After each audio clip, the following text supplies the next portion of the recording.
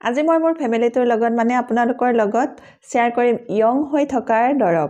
এই যৌৱন অটুট ৰখাৰ দৰৱটো আপোনালোকে সপ্তাহত 3 দিনকৈ খাই চাব। আপোনালোকৰ শৰীৰৰ ভিতৰৰ পৰা স্কিনখন বগা হ'ব, উজ্জ্বল হ'ব, গ্লোয়িং হ'ব, আপোনালোকৰ স্কিনখন ইয়ং হৈ থাকিব। স্কিনখনৰ পৰা বয়সৰ চাপ কমাব, স্কিনত যদি দাগ আছে, স্পট আছে বা পিগমেণ্টেশ্যন হৈছে সেইসমূহ ভিতৰৰ পৰা ৰিপেয়াৰ কৰাত এই দৰৱটোৱে সহায় কৰিব। হাই ফ্ৰেণ্ডছ, আপোনালোক সকলোকে মোৰ অসমীয়া হাউচৱাইফ চেনেলৰ নতুন এটা ভিডিঅ'লৈ স্বাগতম জনালোঁ। আশা ৰাখিছোঁ আপোনালোক সকলো ভালে আছে। আজি মই খুব বঢ়িয়া এটা ভিডিঅ' আপোনালোকলৈ লৈ আহিছোঁ। ভিডিঅ'টো ষ্টাৰ্ট কৰাৰ আগতে আপোনালোকলৈ এটা ৰিকুৱেষ্ট আছিলে, আপোনালোকে যদি মোৰ অসমীয়া হাউচৱাইফ চেনেলটো নতুনকৈ চাবলৈ আৰম্ভ কৰিছে, আগতে ছাবস্ক্ৰাইব কৰি থোৱা নাই, তেতিয়াহ'লে সোনকালে আহক আৰু মোৰ অসমীয়া হাউচৱাইফ চেনেলটো এবাৰ ছাবস্ক্ৰাইব কৰি লওক। ছাবস্ক্ৰাইব কৰিবলৈ হ'লে আপোনালোকৰ মোবাইলটোৰ স্ক্ৰীনখনৰ তলতে এটা ছাবস্ক্ৰাইব বটন থাকিব, সেইটো টিপি দিব। তাৰ পাছত এটা বেল ওলাব, বেলটোও টিপি দিব। বেলটো টিপি দিলে মোৰ আহিবলগীয়া সকলোবোৰ ভিডিঅ' নটিফিকেশ্যন আপোনালোকলৈ যাব আৰু আপোনালোকে বঢ়িয়াকৈ মোৰ ভিডিঅ'সমূহ চাই থাকিবলৈ পাব। আমাৰ স্কিনৰ ওপৰৰ পৰা যত্ন কৰিলে স্কিনখন ভাল হৈ নাথাকে। আমাৰ স্কিনখন ভাল কৰি ৰাখিবলৈ হ'লে আমি দেহটোৰ ভিতৰৰ পৰা যত্ন কৰিব লাগিব। আমাৰ স্কিনখন ভিতৰৰ পৰা ভাল কৰি ৰাখিবলৈ হ'লে আমি কিছুমান বস্তু খাবও লাগিব। এনেকুৱা কিছুমান বস্তু খাব লাগিব যিবোৰ বস্তুৱে আমাৰ শৰীৰৰ ভিতৰৰ পৰা কাম কৰিব আৰু আমাৰ ভিতৰৰ পৰা স্কিনখন উজ্জ্বল কৰিব, বগা কৰিব, আমাৰ স্কিনখনত গ্লো আনিব, আমাৰ স্কিনখনৰ দাগ দূৰ কৰিব, আমাৰ স্কিনখন ইয়ং কৰি ৰাখিব, বয়সৰ চাপ কমাব। আমাৰ স্কিনখনত এটা কোলাজেন নামৰ বস্তু থাকে, যিটো বস্তুৱে আমাৰ স্কিনখন ভিতৰৰ পৰা ভাল কৰি ৰাখে, আমাৰ স্কিনখন ইয়ং কৰি ৰাখে। আৰু সেই কোলাজেন নামৰ বস্তুটো যদি আমাৰ স্কিনত কমি যায়, তেতিয়াহ'লে আমাৰ স্কিনখন সোনকালে খুতুৰ পৰা দেখিবলৈ পোৱা যায়, ৰিংকুল আহে, বয়সৰ চাপ পৰে। আজি মই আপোনালোকক এই দৰৱটো বনাই দেখুৱাম। এই দৰৱটো খালে আমাৰ শৰীৰত কোলাজেনটো ৰিবিল্ড হ'ব আৰু আমাৰ স্কিনখন ইয়ং কৰি ৰাখিব পাৰিব আৰু আমাৰ স্কিনখনত বয়সৰ চাপ কমোৱাত সহায় হ'ব। আৰু এই কোলাজেন বঢ়াবলৈ হ'লে আমি এই ড্ৰিংকটো বনাই খাব লাগিব। এতিয়া মই আপোনালোকক এই দৰৱটো বনাই দেখুৱাম। এই দৰৱটো মই কি বস্তুৰে বনালোঁ, কেনেকৈ বনালোঁ চাওঁ বলক। এই দৰৱটো বনাবলৈ মই প্ৰথমতে গেছৰ ফ্লেমটো অন কৰি ল'লোঁ। অন কৰি লোৱাৰ পাছত মই এতিয়া এটা চচপেন পাতি দিছোঁ আৰু এতিয়া এই চচপেনটোতে এটা কফি কাপৰে একাপ মই পানী দি লৈছোঁ। এতিয়া মই পানীখিনি অকণমান গৰম হ'বলৈ দিলোঁ। গৰম হোৱাৰ পাছত এতিয়া মই এয়া 3 টুকুৰা সৰু ইয়াতে ডালচেনি দি দিছোঁ।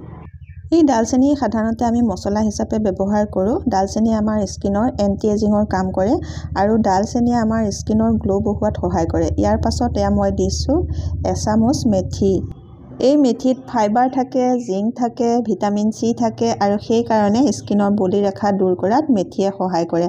মেথিয়ে আমাৰ স্কিনৰ পৰা পিম্পল, একনি আদিও দূৰ কৰাত সহায় কৰিব আৰু আমাৰ স্কিনৰ ৰংটো চাফা কৰাত সহায় কৰিব।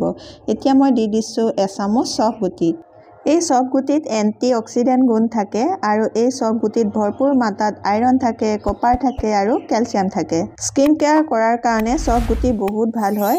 চফ গুটিয়ে আমাৰ স্কিনৰ পৰা বয়সৰ বলিৰেখা দূৰ কৰাত সহায় কৰে, স্কিনৰ ক'লা দাগ দূৰ কৰাত সহায় কৰে আৰু আমাৰ স্কিনখন ডেমেজ নকৰে। ইয়াৰ পাছত মই এয়া দিছোঁ 1 চামুচ জিৰা গুটি। জিৰাই আমাৰ হজম শক্তি বঢ়োৱাত সহায় কৰে, পেট চাফা কৰাত সহায় কৰে। পেট যদি চাফা হৈ থাকে তেতিয়াহ'লে আমাৰ স্কিনত গুটি নহয়, ক'লা দাগ নহয়, স্কিনখন খুব ধুনীয়া নিমজ হৈ থাকে। এতিয়া মই গোটেইকেইবিধ বস্তু দি ল'লোঁ। দি লোৱাৰ পাছত অলপ লৰাই দিছোঁ। লৰাই দিয়াৰ পাছত এতিয়া মই উতলিবলৈ দিম 3 পৰা 4 মিনিট। 4 মিনিটমান উতলাৰ পাছত আপোনালোকে দেখিব যে খুব ধুনীয়া এটা কালাৰ এৰিছে গোটেইকেইটা গুটিয়ে। এয়া দেখিছেনে, খুব ধুনীয়া এটা কালাৰ আৰু উতলি আধা হৈ যাবগৈ। এতিয়া মোৰ এই পানীখিনি উতলি আধা হ'ল আৰু ইয়াৰ কালাৰটো দেখিছেনে কিমান ধুনীয়া হালধীয়া কালাৰৰ হৈছে। এতিয়া মই এয়া ফ্লেমটো অফ কৰি দিলোঁ। অফ কৰি দি পেলাই অকণমান ঠাণ্ডা হ'বলৈ দিম। এতিয়া এইখিনি অকণমান ঠাণ্ডা হ'ল, অলপ কুহুমীয়া যেন হৈ আছে। এতিয়া মই পাতি লৈছোঁ এটা কাঁচৰ গ্লাছ আৰু এই গ্লাছটোতে এখন চেকনি পাতি দিলোঁ। চেকনি পাতি দি পেলাই মই এই পানীখিনি চেকি ল'ম। আপোনালোকেও এইদৰে চেকি ল'ব। পানীখিনি চেকি লোৱাৰ পাছত আৰু এবিধ বস্তু দিবলৈ বাকী আছে, সেইবিধ বস্তু মই চেকি লোৱাৰ পাছত মিক্স কৰিম। আপোনালোকে ভিডিঅ'টো চাই গ'লে দেখা পাব।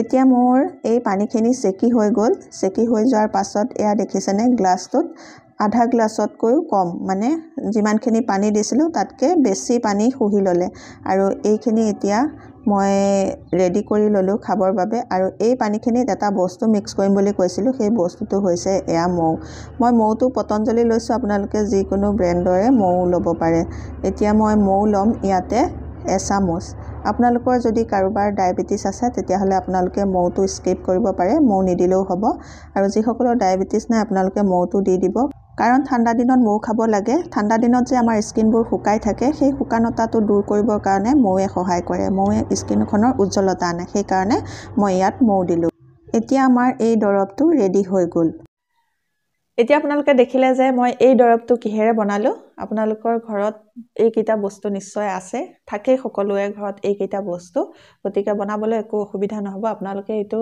ৰাতিপুৱা বনাব ৰাতিপুৱা বনাই আপোনালোকে ৰাতিপুৱা খালী পেটত এই দৰৱটো খাব এনেকৈ সপ্তাহত 3 দিনকৈ বনাই খাব এনেকৈ বনাই খালে আপোনালোকৰ পেটটো পৰিষ্কাৰ হৈ থাকিব এই দৰৱটোৱে পেট পৰিষ্কাৰ হোৱাত সহায় কৰিব পেট যদি পৰিষ্কাৰ হৈ থাকে তেতিয়াহ'লে আমাৰ স্কিনত গুটি গুটিও নুঠে আমাৰ স্কিনখন কলা নপৰে আমাৰ স্কিনখনত গ্লো আহে আমাৰ স্কিনখন উজ্জ্বল কৰি ৰাখে এতিয়া এইটো মই আপোনালোকক খাই দেখুৱাম